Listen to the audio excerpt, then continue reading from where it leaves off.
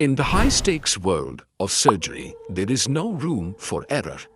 We look up at top surgeons as modern-day deities, incapable of slipping, immune to mistakes. But what happens when the most brilliant mind in the hospital makes a single, split-second miscalculation? This is the story of Dr. Julian Vance, a man who spent 20 years saving thousands of lives, only to have a single unintentional mistake strip away his license, his reputation, and his freedoms. This is how an elite surgeon traded his sterile white coat for a prison uniform. To understand the fall of Dr. Julian Vance, you have to understand his rise. He was the only child of his parents, expected to achieve greatness. From the very beginning, he didn't disappoint. Julian was clever since infancy, walking early, speaking in full sentences before other toddlers could manage a syllable, and displaying an uncanny hyper-focused memory. At school, he was effortlessly smart among his fellows.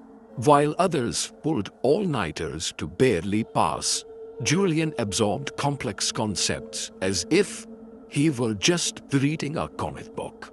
His brilliant academic record naturally followed him to college, where he dominated the pre-med tracks.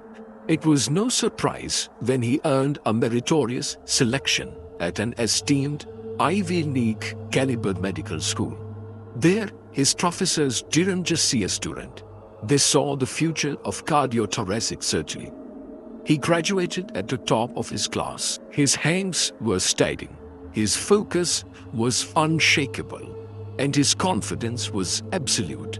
Julian Vance became a remarkably fine surgeon, the kind of doctor other doctors sent their own families to see. For 15 years, Dr. Vance's record was faultless. He pioneered new techniques, worked 80 hours weeks, and lived for the thrill of defeating death.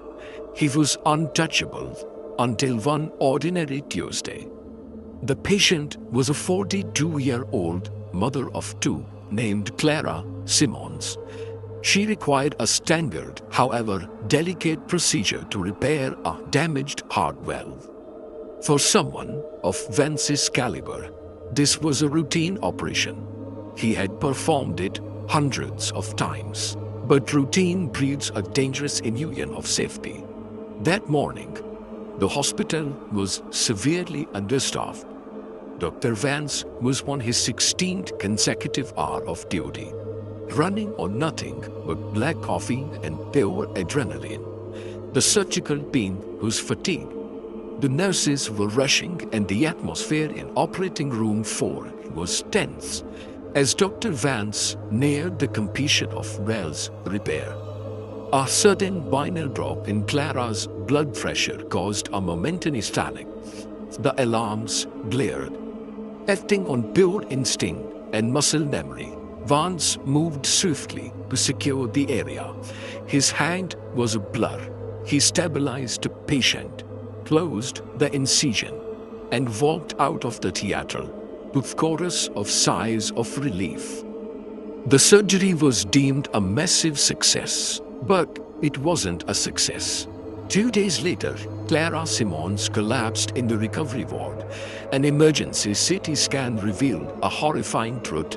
In the frantic, fatigued moments of the blood pressure drop, a small surgical sponge had been left behind, deep within the thoracic cavity.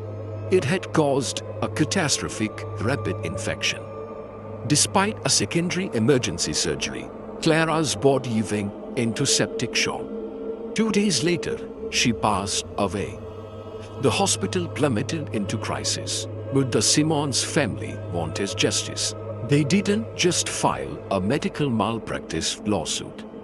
The state prosecutor, looking to make an example of systemic medical neglect, took the rare and devastating step of filing criminal charges, involuntary manslaughter due to gross negligence. The trial was a media circus. The prosecution argued that Dr. Vance's overconfidence and decision to operate while severely sleep-deprived constituted a reckless disregard for human life.